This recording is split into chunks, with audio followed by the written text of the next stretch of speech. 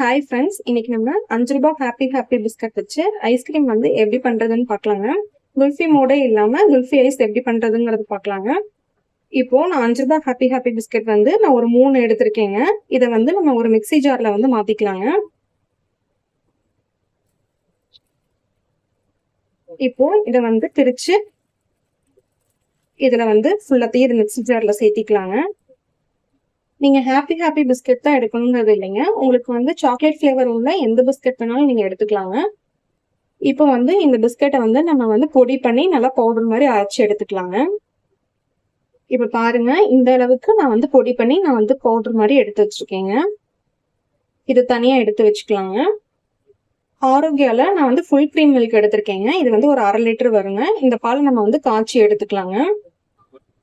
இப்போ இந்த பாத்திரத்துல வந்து பால் ஊற்றி நம்ம வந்து இதை வந்து காய்ச்சி எடுத்துக்கலாங்க. நீங்க வந்து ஃபுல் க்ரீம் மில்க் மட்டும்தான் யூஸ் பண்ணுங்கிறது இல்லைங்க. நீங்க எந்த பால் வேணாலும் எடுத்துக்கலாங்க.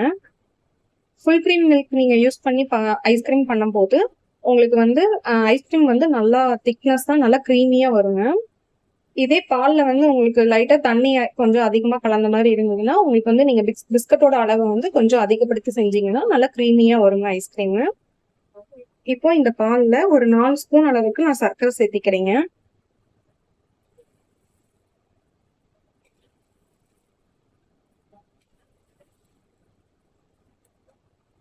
நம்ம வந்து சாக்லேட் பிஸ்கட் எடுத்துருக்கறனால இதுல வந்து லைட்டா கசக்கிற மாதிரி இருக்குங்க. நம்ம வந்து சுகர் சேர்த்திக்கிட்டோம்னா கொஞ்சம் ஐஸ்கிரீம் வந்து டேஸ்ட் நல்லா இருக்குங்க. அதுக்காக நம்ம வந்து சுகர் ஆட் பண்ணிருக்கோங்க.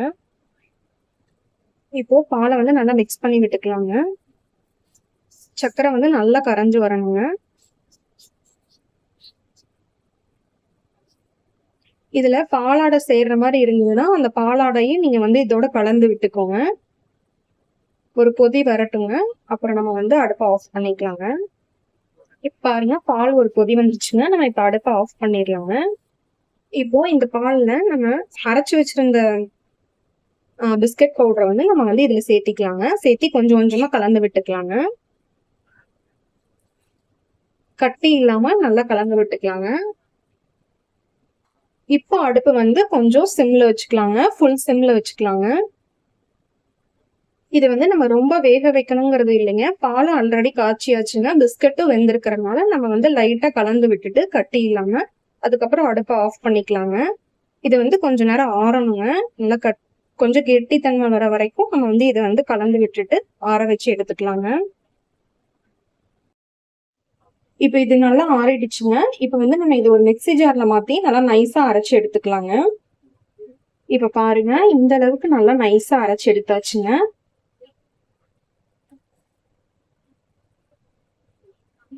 இப்போ இந்த மாதிரி ஒரு ஏர் கண்டெய்னர் பாக்ஸ்ல வந்து நம்ம அரைச்சு வச்சிருந்த மிக்ஸை வந்து இதுல ஊத்திக்கலாங்க.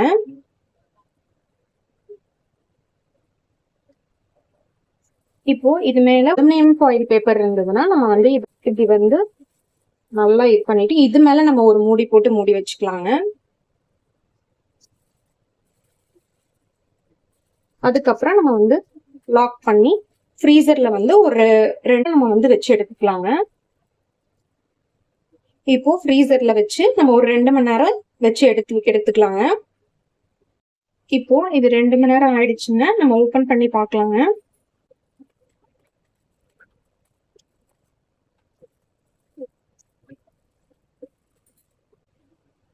பாருங்க, இந்த கன்சிஸ்டன்சில இருக்குங்க. இப்போ இதை வந்து நம்ம இன்னும் நல்லா கூலா அரைச்சிக்கலாங்க. அரைச்சிட்டு மிக்ஸி ஜார்ல வந்து இதை நம்ம மாத்திக்கலாங்க. பாருங்க, இப்ப மிக்ஸி ஜார்ல மாத்திட்டேங்க. இதை வந்து இன்னும் நல்லா நம்ம அரைச்சு நைஸா எடுத்துக்கலாங்க. இப்ப பாருங்க, இப்ப நல்லா அரைச்சு பிளெண்ட் பண்ணி எடுத்தாச்சுங்க. இப்ப இந்த மாதிரி இருக்குங்க. இப்போ இந்த டம்ளர்ல நம்ம அரைச்சு வச்சிருந்ததை வந்து ஒரு பாதி அளவுக்கு நான் ஊத்திக்கிறேங்க. இப்ப இதை வந்து ஒரு குல்ஃபி மாதிரி இதை வந்து நம்ம செய்ய போறோங்க. ஒரு பாதி அளவுக்கு கொஞ்சம் ஒரு 3/4 வாசிக்கு நான் ஊத்திருக்கேங்க.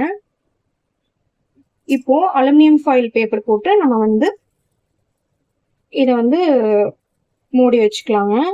நீங்க அலுமினியம் ஃபாயில் இல்லைன்னா நார்மல் கவர் இருந்ததுன்னா கூட பிளாஸ்டிக் கவர் யூஸ் பண்ணிக்கலாங்க. அப்போ நீங்க வந்து இங்க ஒரு ரப்பர் பேண்ட் மாதிரி போட்டு வச்சுக்கோங்க. இது வந்து அலுமினியம் ஃபாயிலுங்கிறனால இது வந்து நமக்கு அப்படியே நின்றுக்குங்க. அப்பதான் ஐஸ்கிரீம் வந்து நல்லா செட் ஆகுங்க. இப்போ கத்தி வச்சு நடுவுல வந்து கொஞ்சமா இப்படி இப்படி இது பண்ணிக்கலாங்க. இதுல வந்து நம்ம ஒரு குச்சி வந்து ஐஸ்கிரீம்க்கு இது பண்ற மாதிரி நம்ம வந்து ஒரு குச்சி வந்து இதுல வந்து வைக்கிற அளவுக்கு இப்படி செட் பண்ணிக்கலாங்க.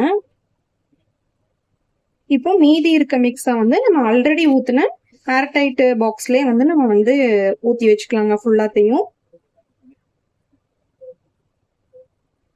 நம்ம இதை ஃபில் பண்ணதுக்கு அப்புறம் இந்த மாதிரி லைட்டா தட்டி விட்டுக்கலாங்க.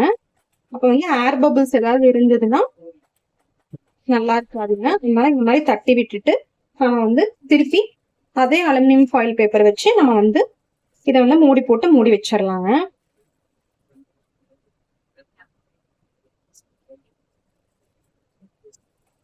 இப்போ வந்து நம்ம ஃப்ரீசர்ல ஒரு 8 மணி நேரத்துக்கு நம்ம வந்து இதை வந்து க்ளோஸ் பண்ணி வச்சுக்கலாங்க. 8 மணி நேரம் கழிச்சு இது எப்படி இருக்குதுங்கிறத பாக்கலாங்க. இப்போ பாருங்க 8 மணி நேரத்துக்கு மேலேயே ஆயிடுச்சுங்க. நான் வந்து ஃப்ரீசர்ல இருந்து வெளியில எடுத்து வச்சிருக்கேங்க. இப்போ இந்த குல்ஃபி மோட் பண்ண டம்ளரை வந்து நம்ம ஒரு தண்ணியில வந்து ஒரு 5 செகண்ட்க்கு வச்சுட்டு அதுக்கப்புறம் நம்ம எடுக்கும்போது கொஞ்சம் ஈஸியா வருங்க.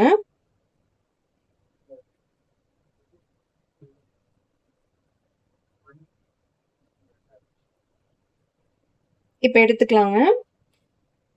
ரொம்ப நேரம் தண்ணியில வச்சா நமக்கு வந்து ரொம்ப உருகிருங்க. இப்ப எப்படி இருக்குதுங்கிறத பாக்கலாங்க.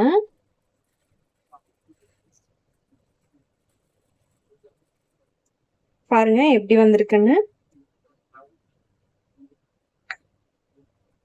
இப்போ ஐஸ்கிரீமும் நம்ம வந்து ஓபன் பண்ணி பாத்துடலாங்க.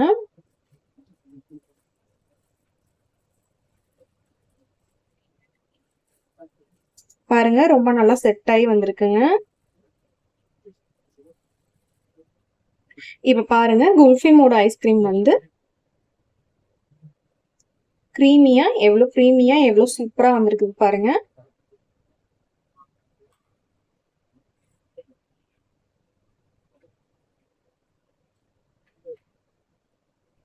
உங்களுக்கு ஐஸ்கிரீம் ஸ்கூப் எடுக்கிறதுக்கு இருந்ததுன்னா நீங்க வந்து அதை வச்சு நீங்க எடுத்துடலாங்க. அப்படி இல்லைன்னா ஒரு 10 மினிட்ஸ்க்கு அப்புறம் நம்ம இதை எடுத்துக்கலாங்க. பாருங்க இப்போ